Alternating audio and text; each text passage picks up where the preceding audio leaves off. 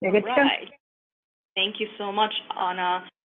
Good evening, everyone, and thank you for joining us for this important discussion about fighting faith-washing and Islamophobia.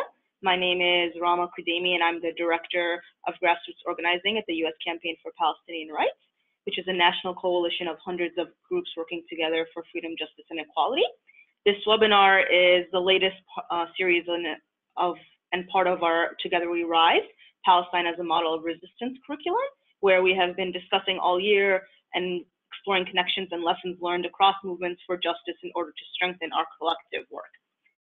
As solidarity with the Palestinian struggle expands across the globe, Israel and its allies are working to quash the movement by either trying to shut down activism for Palestinian rights, as we are witnessing, for example, in Congress, where they are trying to criminalize activism related to boycott, divestment, and sanctions, BDS campaigns, or by attempting to whitewash Israel's war crimes through efforts such as faith-washing, which is trying to clean up Israel's image as a criminal regime oppressing Palestinians by painting Israel instead as some liberal bastion of acceptance and the only democracy in the region, the only place in the region where minorities have their rights, et cetera, et cetera.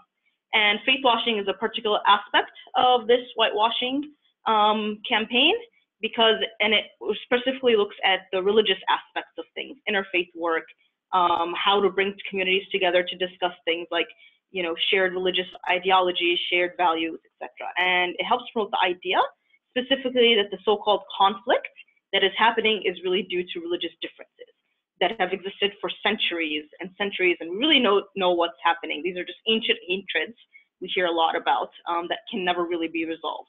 And it's likes to posit that the so-called conflict is between Palestinians, who are supposedly representing Muslims, and Israelis, who are supposedly representing Jews, only need to dialogue their way to a solution. That what's happening, again, is these religious differences, if people just sit down, talk, ideally over sharing hummus, that we'll get to the root of the problem, or maybe we won't, because again, they're ancient hatreds that really has no solution. And this really whitewashes Israel's deliberate denial of Palestinian rights and the structural oppression that includes the complicity of governments, corporations, and other institutions. The idea is this is not something that people can change. There's no behavior to be changed here. There's no one to be held accountable. It's just a misunderstanding that may be resolved or may not be resolved. Faith-washing also tends to erase the existence of, say, Palestinian Christians, Druze, and other religious groups, because, again, it posits that Palestinians are just Muslims, and that's the problem, the Muslim-Jewish issue. It also allows liberal Zionist groups to engage in very much misleading interfaith efforts that are, in fact, meant to stifle organizing for Palestinian rights. And there are so many examples of faith-washing that we can bring up, and I'm sure Taher and Donna will bring up more. But just to start the engine's role in terms of thinking through. So, for example, interfaith dialogue that explicitly bans the discussions of politics in relationship to Palestine, or that argues that dialogue is an alternative to BDS campaign or other efforts to Israel, to holding Israel accountable for its war crimes, is very clear example that we see again and again. Other less obvious faith-washing examples are interfaith projects that are led by groups that are actively involved in anti-Palestinian efforts. So we have local Jewish community relations councils across the country that, for example, are very active these days in partnering with progressive groups to fight against the Muslim ban, Trump's Muslim ban. And at the same time, they're pushing state-level anti-BDS campaigns and resolutions to criminalize tactics to resist Israel's ban on Palestinian refugees returning to their homelands. We have groups like the ADL, the Anti-Defamation League, or the American Jewish Committee, the AJC, who want to partner up with Muslim American communities and talk about the need for Muslim-Jewish efforts to combat both Islamophobia and anti-Semitism. And then their work on behalf of Israel tends to promote Islamophobic rhetoric to justify Israel's oppression of Palestinian rights.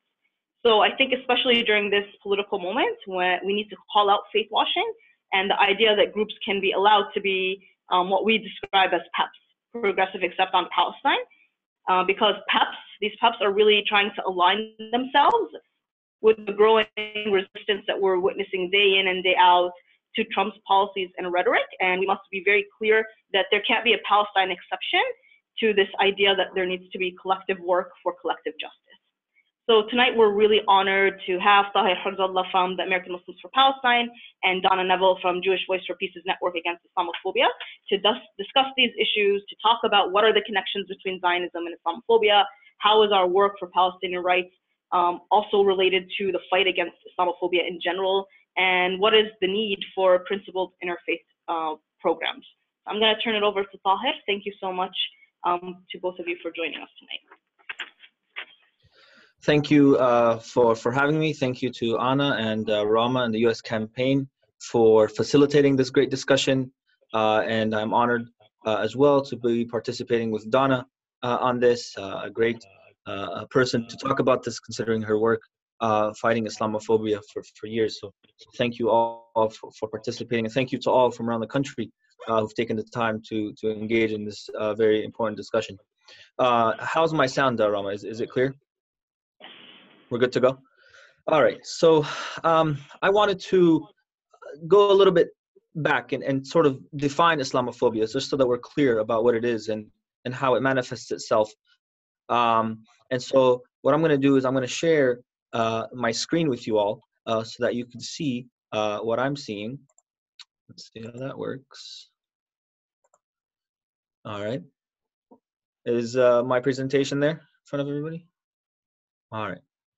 Yeah, we see it. So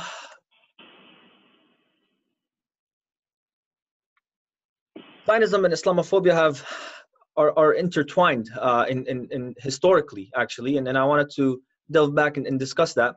But first, I wanted to define Islamophobia, and the best definition I found was UC Berkeley Center for Race and Gender definition, which is a long definition, but I think it's apt in this case. Islamophobia is a contrived fear or prejudice fomented by the existing Eurocentric and Orientalist global power structure. It is directed at a perceived or real Muslim threat through the maintenance and extension of existing disparities in economic, political, social, and cultural relations, while rationalizing the necessity to deploy violence as a tool to achieve, quote, civilizational rehab, unquote, of the target communities, Muslim or otherwise.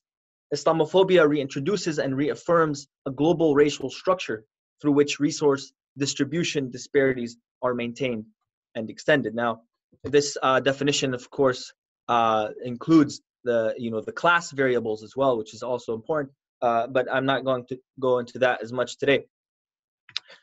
Roots of Islamophobia are long, and as Muslims, we, in our education, we understand that from its inception, Islam has been opposed by many who want to maintain the status quo and seek to continue their exploitation of the poor and the helpless. But with regards to our discussion, we're going to go back to the era of the Crusades and Pope Urban's decree in basically making a call to the world, the Christian world, to fight a holy war against the enemies of God. And so, this is something that we've been seeing for centuries with regards to the use of religious language to paint the Muslim world as a barbaric savage. Then we see the culmination of years of Islamophobia and anti-Muslim bigotry in 1492 with the Spanish Inquisition, which led to the expulsion of Muslims and Jews from Spain in 1492. And this is basically the language that was used to mobilize support for the territorial ambitions of the various Spanish rulers, was that we needed to fight the Muslim enemy or the other, and that was a convenient theme that was used to rally the troops, and it was something that was more political with religious overtones, as we will see being used throughout history. And I'm going through this very quickly just because I don't want to limit our time to the historical discussion because I want to go into the faith-washing aspect. Of course, colonization and Orientalism play a big role in how we understand Islamophobia and how the Western world generally sees Muslims. Napoleon's invasion of Egypt in 1798, for example, was a prime example of this, and Deepa Kumar highlights this pretty well in detail in her book, Islamophobia and the Politics of Empire, which I highly recommend to any beginning reader on Islamophobia. Basically, she highlights that Napoleon was the first to use scholars in the service of empire, sort of establishing the school of living Oriental languages, and studied Egypt deeply, before they went in and colonized the land. And so this was something that was considered crucial to the colonial project and to understanding the Muslim subject in their colonizing mission. And we can go into this. Of course, I'm gonna skip through a lot of the detail here, just so we don't dwell too much on the time. But basically, the evolution of European colonialism had a tremendous effect on the Muslim world and the way that we understand here in the West Muslims and see Muslims, and it still reverberates till today. Prior to the 19th century, European colonialism was explained primarily through the lens of Christianity, but we saw an evolution of this colonialism from using religious understanding to a more scientific, quote-unquote, understanding. And for example, the natives in the New World were slaughtered and exploited, and the argument was made that God had ordained them to be dominated by Christians. The book of Genesis was used as a justification. But then later on, we see the shift with Darwin's theory of the white man's burden to civilize the savage. And so Zionism essentially emerges from this European colonial environment. And when we look at Zionism and the way it has manifested itself throughout the decades, for more than 100 years now, it's a nationalist and political movement of Jews and Jewish culture that supports the establishment of a Jewish homeland in the land of Palestine, but utilizes the mechanism of European colonialism. And we see that obviously through the establishment of the State of Israel was basically, in essence, a tool or a project of British imperialism, a continuation of European colonialism in the region. And therefore, they utilize the same techniques and the same tactics to engage the Muslim subject or the native subject, Muslim or not, in Palestine. And so, at its core, Zionism is a racist ideology because it seeks to create a national home specifically for Jews at the expense of the native population, following, like I said, the colonial framework of European colonizers and the exploitative nature of European settler colonialism. And we see certain terms that are commonly heard when we talk about, for example, Zionist literature or Zionist rhetoric when it comes to Palestine. We keep hearing about the concept of a land for a people, for a people without a land, and making the desert bloom, basically implying that the Palestinian people were non-existent, were not humans if they did exist in the land. And therefore, this land was barren and needed people to fulfill it. And making the desert bloom would imply that the native population left this place destitute and needed a civilized people to come and make it bloom. And this is something that also plays into the rhetoric and plays into the concept of dehumanizing the native subject, particularly here, the Muslim subject in Palestine. And Herzl and early Zionist leaders tried to persuade the British to hand over Palestine to them by inciting memories of the Crusades. And Noam Chomsky aptly stated in one of his books that when General Allenby conquered Jerusalem during World War I, or immediately after, he was hailed in the American press as the Richard the Lionhearted, who had at last won the Crusades and driven the pagans out of the Holy Land, conjuring these ideas of the Crusaders, and then we see actually how Zionism studied the Crusades. There's a great piece in the early 90s in the I forget, it was an academic journal of Arab studies, I believe, written by ironically Ziad al-Asali, but it was actually well written, and he wrote how Zionists have essentially in Israel and in America been studying the Crusades so as not to repeat the mistake of the Crusades, not in their treatment of the native subject, but in how to not make the same mistakes of their failure, and to make sure that they can sustain their occupation and their colonization long term. And it's very interesting to see how vigorously the Crusades are studied in Zionist circles. There's, of course, many documents and books about this issue, and I'm going to go through to the next slide, which is talking about Israel's Islamophobia and sort of the more modern government, Netanyahu's government, and its use of Islamophobia. And of course, Benjamin Netanyahu, even as early as the 70s, was already engaging in this discourse as head of the Jonathan Institute, organized the conference in Jerusalem in 1979 dedicated to the study of terrorism. This is in the late 70s. And political leaders from around the world came to discuss the new world threat of terrorism. And in 1984, the conference was held in Washington, D.C., and none other than Bernard Lewis was there speaking and supported the term, quote unquote, Islamic terrorism. So unlike the use of Christian terrorism or Jewish terrorism, because according to Bernard Lewis, Islam is a political religion, and Muhammad, in contrast to other religious leaders, had founded a state and governed it, and therefore justified the use of the term.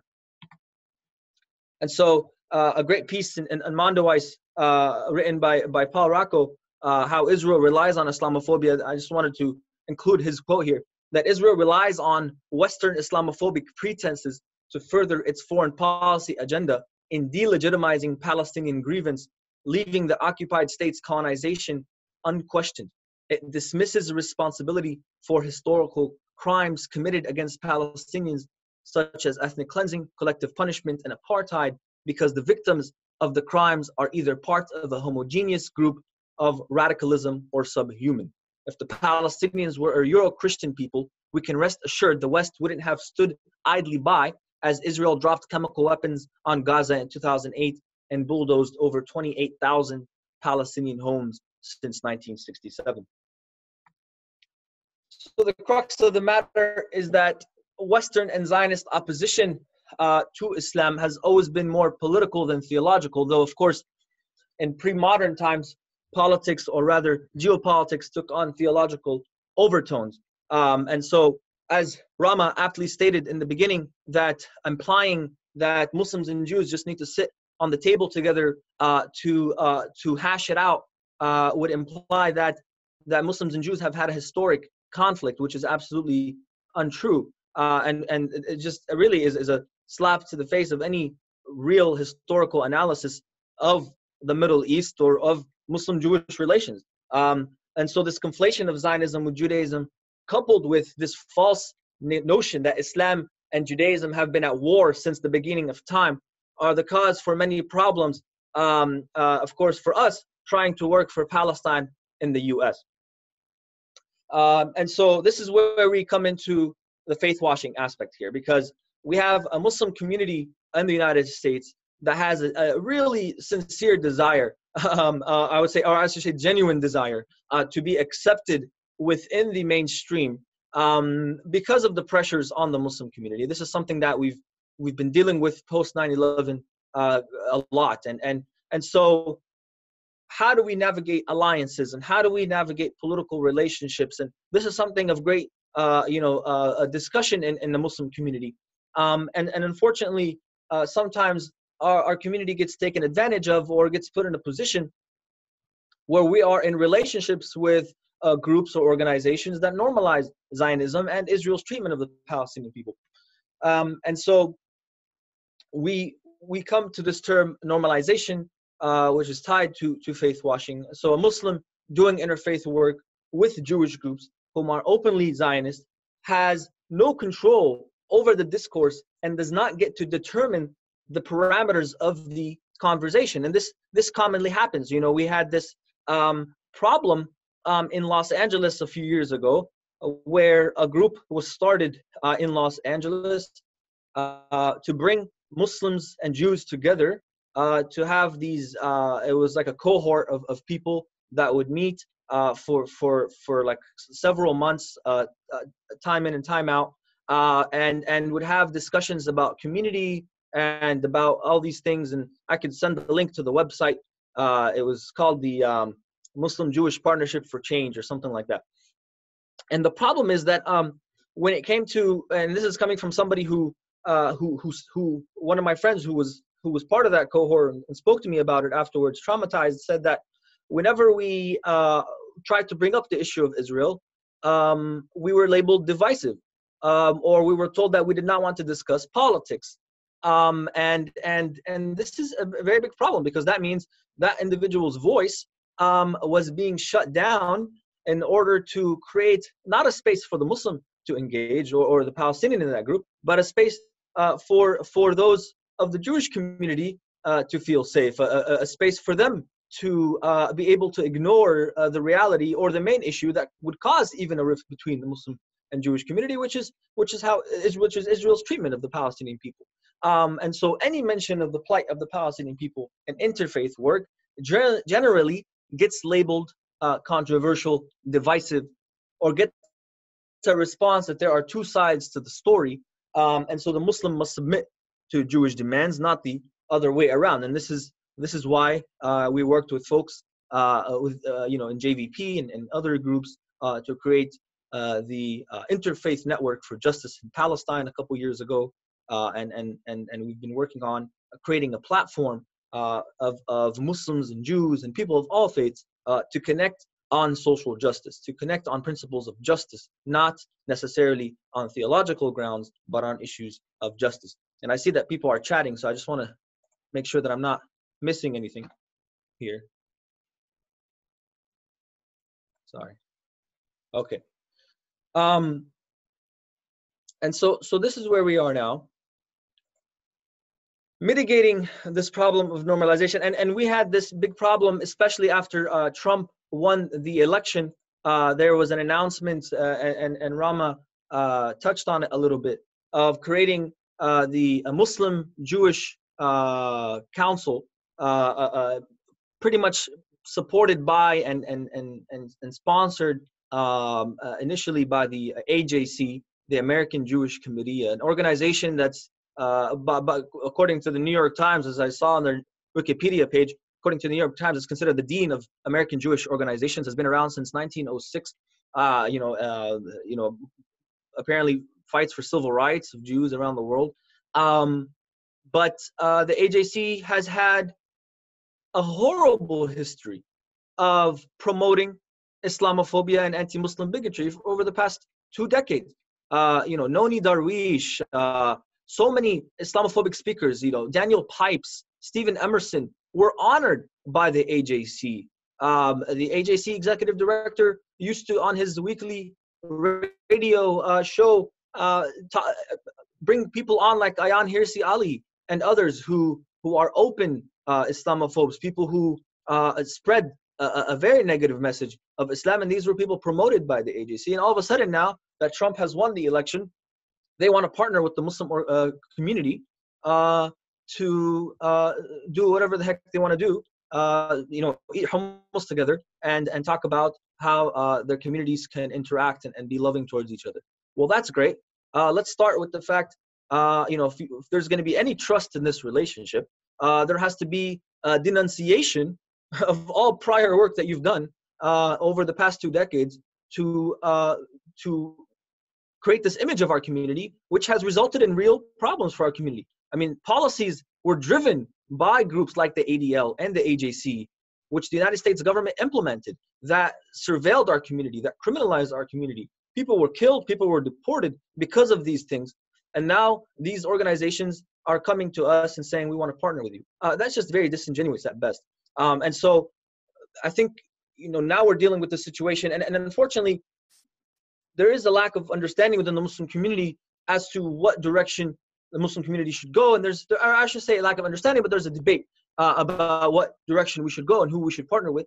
And so sometimes we get caught up in these discussions, and sometimes a lot of groups who are genuinely trying to do something for the Muslim community in America make these incorrect political calculations and join a coalition like that of the Muslim Jewish Council, which is supported by the AJC. And so we are actively fighting against that to ensure accountability within our community, and to ensure that any partnership that we are part of is grounded in principles of fighting those who are actually, tainting the image of Islam in America.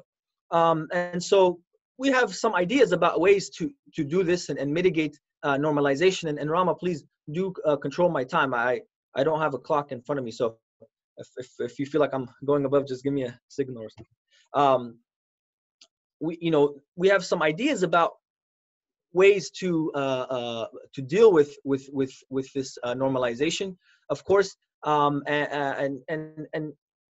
a lot of this discussion is happening internally within the Muslim community, but broadly speaking, we can work as a collective community of organizers and of folks in solidarity with Palestine to work with the Muslim community to prevent these types of relationships from happening in the first place. If we give the Muslim community an opportunity to engage on the issue of Palestine in an interfaith forum that is available to them, then they would, willingly, I think, take that option rather than participate in and join interfaith forums that normalize Zionism and Israel's treatment of the Palestinian people. So this is something that I think is of critical discussion, and maybe we could have this discussion through Q&A and maybe through chat once Donna begins.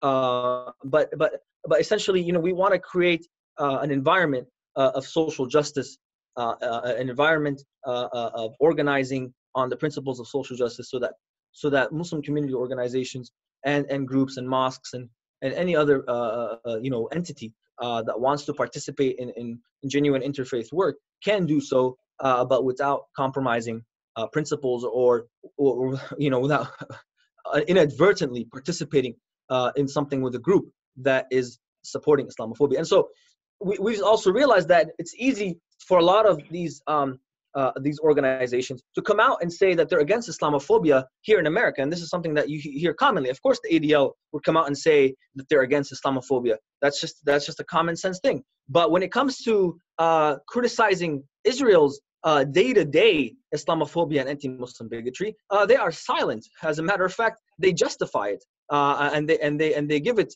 a reason for existing. And so, in essence, they are being hypocritical in their approach and their criticism of Islamophobia, and we should be cautious as to taking their condemnation of Islamophobia when they are supporting what they are supporting. So that's essentially what I have to say. I'm not sure if I'm on time or not, but I do want to pass the torch to Donna and give her an opportunity to engage and inform you all better than I did. Thank you so much, Taher. And yeah, I'm just going to pass it on to Donna. Just a quick reminder to people, you are more than welcome to chat in your questions, either through the chat box or through the Q&A. But yeah, go ahead, Donna. Thank you. Well, thank you so much, Ramah and Anna and Taher. I'm just so pleased to be part of this discussion with you all. So Taher laid out so much. And what I'd like to do is, building from what he said, I thought I could really look at how it plays out within Jewish communities. That is, how Jewish organizations oppose Islamophobia on one hand, but then end up promoting it in ways that are directly related to Israel politics and to Zionism. My focus is on Jewish organizations as a member of Jewish groups that want to hold our communities accountable for participating in Islamophobia and anti-Arab and anti-Palestinian racism. So, for example, we've seen so much how the, quote, good Muslim, bad Muslim frame, originally called and named as such by Mahmoud Mamdani, how it's very pervasive in Jewish organizational spaces. And there are so many examples. I'd like to share a couple of historical ones that laid the precedents for what followed, because this is definitely not a new phenomenon. And I think that that history is relevant to what, to our work today. One example that many of you may have known about goes back to the case of Debbie Almontasser and the Khalil Gibran International Academy, KJIA, when liberal and mainstream Jewish organizations that had originally supported Almontasser in the school turned against her. So as many of you might know, KJIA was supposed to be the first Arabic English dual language public school in New York, and actually in the United States. And as soon as the school got announced, there was a vicious Islamophobic campaign started by a group that called itself Stop the Madrasa, which has many of the same anti-Muslim players that we are seeing today. So Jewish organizations in the beginning supported Debbie Almontasser and the school until she was linked, though wrongly so, with a young Arab women's group, AWAM, Arab Women Active in the Arts and Media, a wonderful young women's group that made t-shirts that said Intifada NYC. Despite it being a fabricated connection, the opposition mounted well beyond the Islamophobes and included almost every Jewish organization either opposing her or remaining silent. So it was a sudden turnaround. And then Mayor Bloomberg and the Department of Education forced her to resign. A multiracial coalition had formed, communities in support of KJIA, with the WAM intentionally in the forefront of that coalition. And a group of Jewish liberals, self-identified Jewish liberals, came to the coalition to tell us that we were making a great error and that we would only be able to get their and other Jewish support for KJIA and for Almontasser if we removed AWAM from our coalition. That is, the AWAM young women were the bad, that is, the pro-Palestine Muslims. The problems with their demand, as well as their entitlement in making this demand and putting it forth, are more than obvious. And that was a number of years ago. Another example, both Ramah and Taher have been talking about the ADL. And we know that the ADL, which puts itself forth as a leading civil rights organization, has a key role in fomenting both Islamophobia and anti-Palestine politics. And this goes way back. And that history, its history, sets the stage for so much of what's happened today. My colleague Ellie Bolkin and I had done some research, and we learned that in the 70s, the ADL, which had already tracked neo-Nazis and other right-wing US groups, began to also focus very much so on critics of Israeli policies. Since the 70s, they've issued publications to expose alleged, quote, Arab propaganda on university campuses and to silence and intimidate Arab Americans and others who didn't share their perspective on Israel. Now, what's significant also is that Jewish organizations either remain silent about their tactics or outright applaud them and work with them in interfaith efforts. And so this has continued since then. Front page investigative reports in the San Francisco Examiner, this was during 1993, revealed that the ADL had been carrying out surveillance of almost 10,000 people and 950 organizations. The Examiner reported that the ADL particularly targeted Arab Americans and Arab American organizations. So again, Jewish organizations that call themselves progressive have continued to work with, to either remain silent about what they know has been happening, or continue to work with the ADL in challenging Islamophobia as if they're not leaders in the movement in the Jewish community fomenting Islamophobia. So this is something I think that we need to keep coming back to, that this has a long history and that Jewish organizational complicity in this history is also something we need to be thinking about. Jewish community monitoring within Jewish communities was particularly sharp during and after 9/11, when there were Arab groups that mainstream Jewish organizations wouldn't speak with because they, the Jewish organizations, had a litmus test around Arab groups' positions on the Middle East and whether they had sufficiently condemned terrorism or Hamas. And bound by this intensely pro-Israel ideology, the groups wouldn't touch things in those days like the virulent anti-Arab racism, the Patriot Act, or anything that touched on US imperialist policies or Israel's politics. And as we know, this has only intensified since then. So coming to the current moment and looking what's happening in progressive Jewish circles today, I've seen organizations and individuals concerned with Islamophobia do something that I find of concern. They, and sometimes this is subtle, make a point of positioning themselves as left but reasonable. Unlike JVP, which the narrative goes, has moved too much to the left, or more precisely, supports BDS. It's not about JVP per se, but about a Jewish organization that supports BDS, the right of return, centers on the Nakba, and really stands together with the broader Palestinian movement for justice. And rather than clearly saying what the differences are, I believe there is an attempt to make pro-BDS Jews the other and as beyond the pale, so as to keep the Islamophobia work centered in those Jewish progressive, anti-occupation, yet also anti-BDS organizations, some of which define themselves as progressive Zionists. So as progressive or self-defined left Jewish organizations who may be anti-occupation, but not more than that, and for example, who publicly criticized to one degree or another the Movement for Black Lives platform because of its position on Palestine, as they position themselves as being the Jewish left, but rational and not dogmatic. And what I believe this essentially does is try to silence the pro-BDS voice in Jewish communities.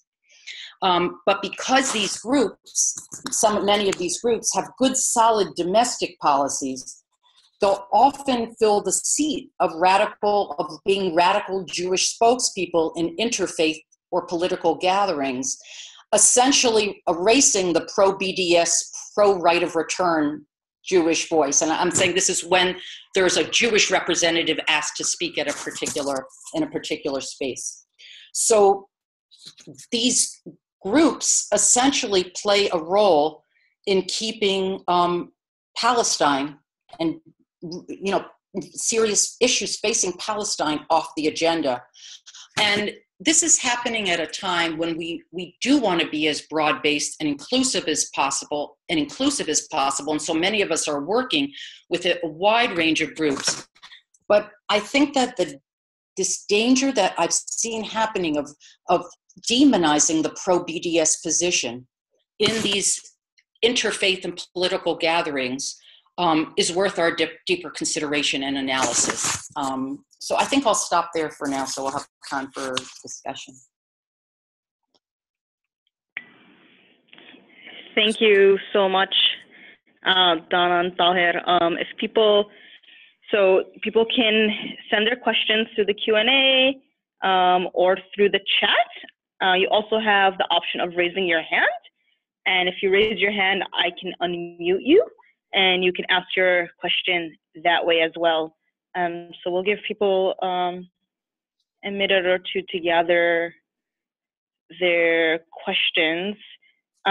Maybe in between, I guess I have a question that I can get people started for both of you, Taher and Donna. I think in terms of doing interfaith work, I don't think that's something that, is gonna go away. And maybe if it's tips that people can do interfaith work, because I think there is an important aspect of talking about how people, relate their activism to their faith and what it means to do that across faith lines. So if you all have tips on how people can do interfaith work, but in a way that is respectful and principled as it relates to Palestine activism and in general what it means to think about interfaith in a new principled way.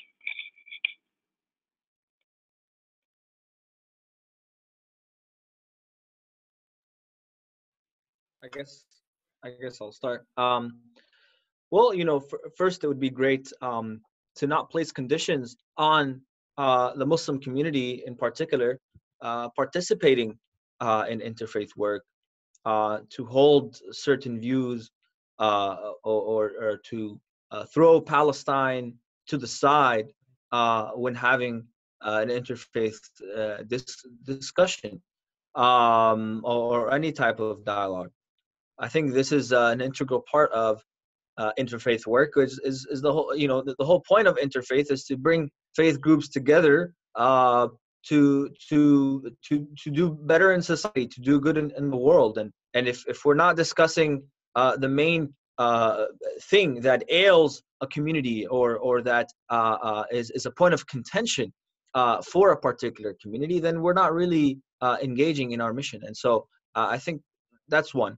The second thing is to be aware, like, you know, it was briefly mentioned, but MLI, the Muslim Leadership Initiative, which was basically designed by the Shalom Hartman Institute, a Zionist organization funded actually by big donors like the Berry Foundation, which is known to have supported Islamophobic ventures and other things in the past, put on this initiative for Muslim leaders to go to Palestine, to Israel, to learn of Israel's importance to Judaism and Jewish life.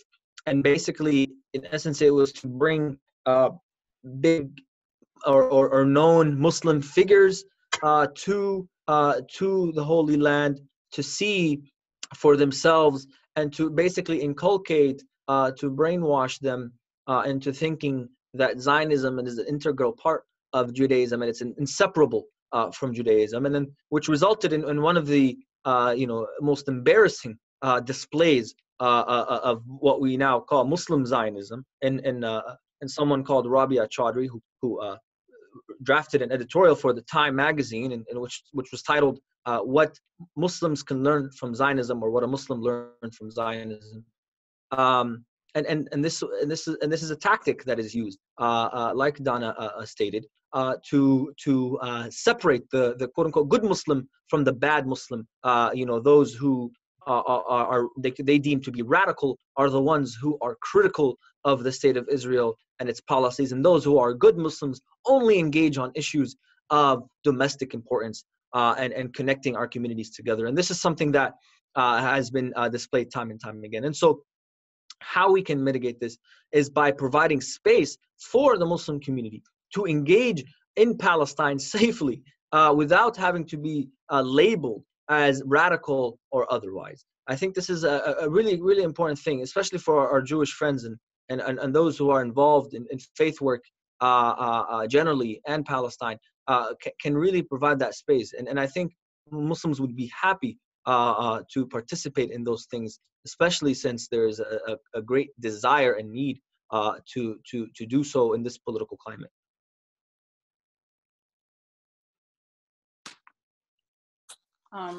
So just to add a little of that too, as part of Jewish communities, I think it's important to be very clear about who we're accountable to and to have integrity in that regard, and to really think intentionally all the time about how to be principled partners in this work.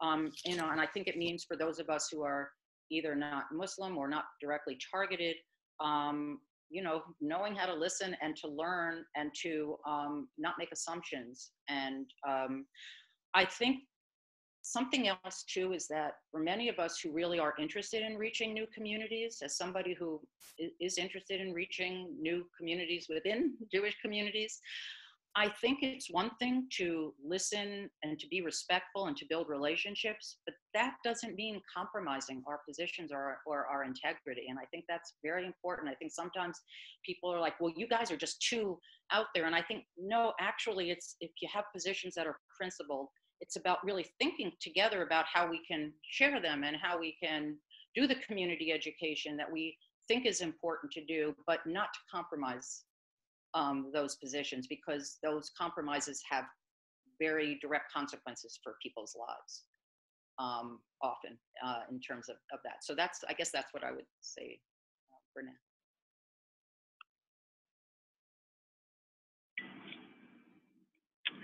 Thank you. And just Susan, who's part of a JVP chapter, is saying that there's a dynamic in their interfaith group where, yeah, that idea of we don't discuss Palestine, etc. And then they just end up talking informally after the Jewish mainstream reps leave. So I don't know, Donna, if you have any particular advice on that particular issues of if a JVP chapter is part of greater interfaith group and how they can slowly change the conversation or push forward the conversations in those spaces. And I think, I mean, I know they do great work in their chapter, and I know that it's an ongoing challenge, but I think it's about beginning that process within the group. And I think it can begin with some one-on-one discussions with those who are organizing it, but I think we have to be able to be entering these spaces and having these conversations. And it happens sometimes, I think, really by building the relationships and then trying to create, I mean, I think it really, I guess what I'd want to say is it would happen, it's best if it happens from the outset, that as you're setting the parameters for the group and you're framing the discussions, that's where those discussions would take place. I don't think it's impossible to happen later on, but I think it's really best if it can happen at the very beginning when those conversations are taking place, so that these kinds of discussions don't happen where Palestine's off the table, or certainly if JVP or a group that wants Palestine on the table is part of it from the beginning, that's worked out. And it varies, but I think that the solution is not to not have it on the table, but to figure out the ways to enter those spaces.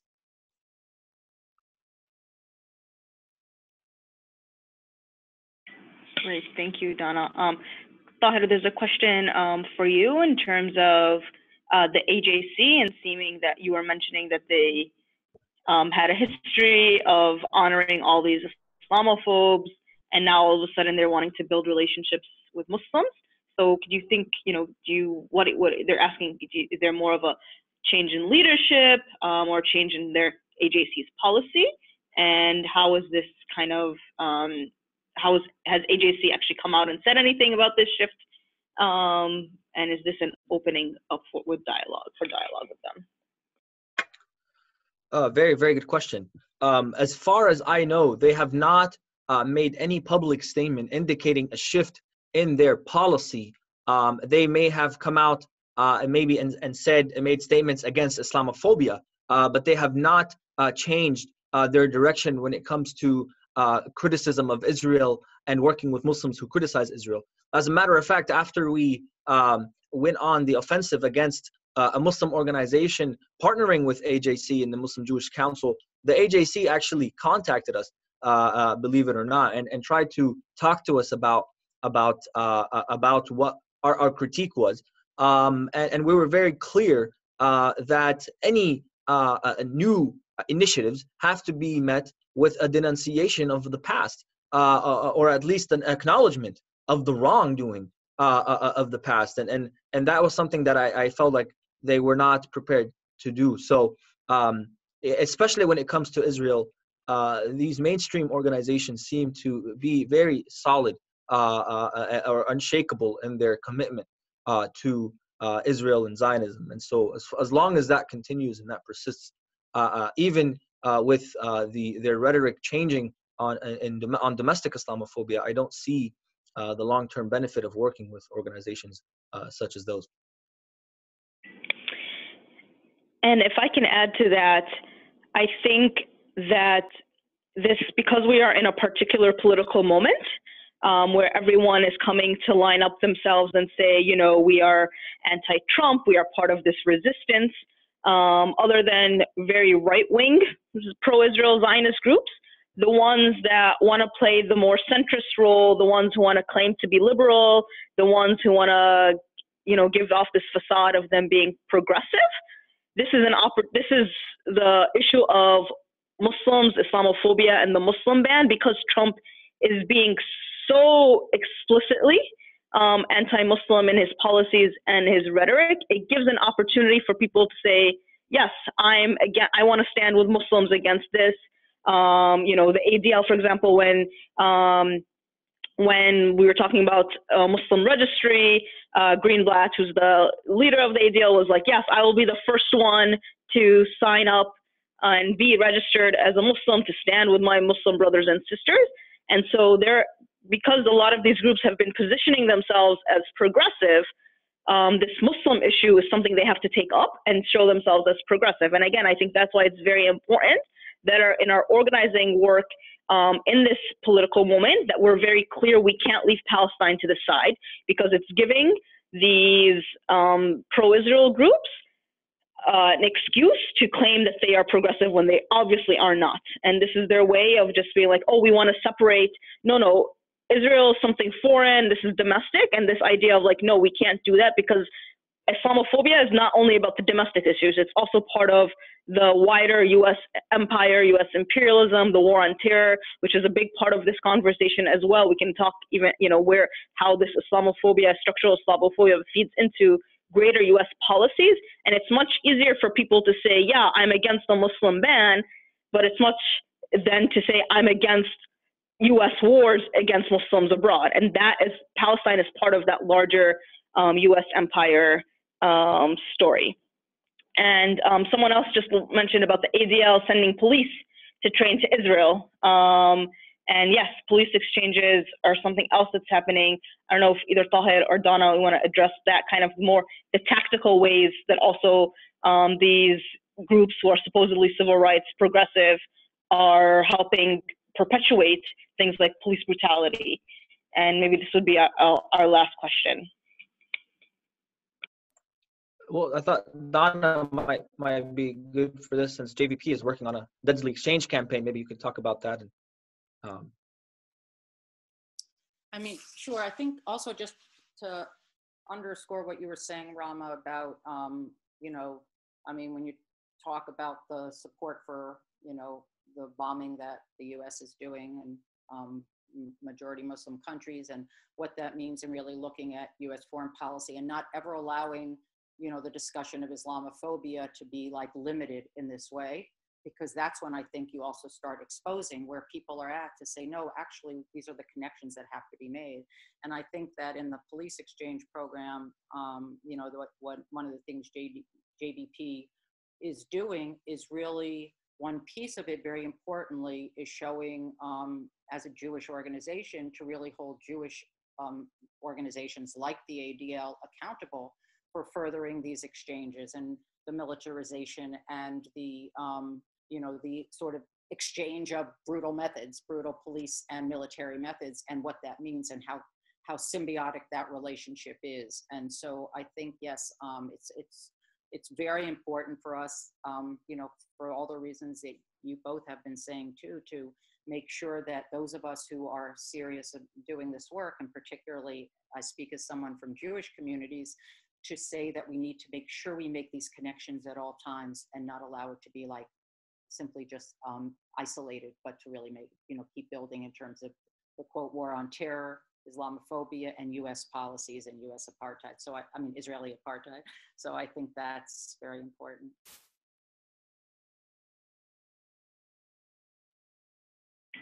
Well, thank you so much to you both, Donna and Taher, for joining us tonight, and everyone else for being on. We're going to be putting this recording on our website, so you people can watch it again and share it with their networks. I do want to urge everyone to visit our website, and particularly uscpr.org/togetherwerise. I also put the link in the chat box to see the whole of our curriculum, which includes fact sheets, graphics, recordings of past webinars, and a lot more that we hope will be useful in terms of thinking about Palestine and how we link Palestine with other struggles that are getting so much energy these days, and very important to make sure that Palestine is part of this bigger anti-Trump agenda and this resistance. And also I want people to note that next Tuesday, October 24th at 2 p.m. Eastern, we're having another webinar on another whitewashing phenomena, pinkwashing, which seeks to transform this public perception of Israel to be from one that's like an oppressor, but one that's like gay friendly, and it juxtaposes it against this false image and a racist portrayal of Palestinian and Arab societies as backwards, repressive, and intolerant. And again, another example of how we're trying to use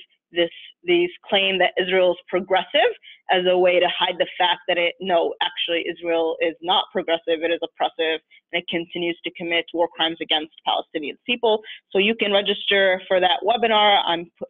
I'll add the link here in our chat box again.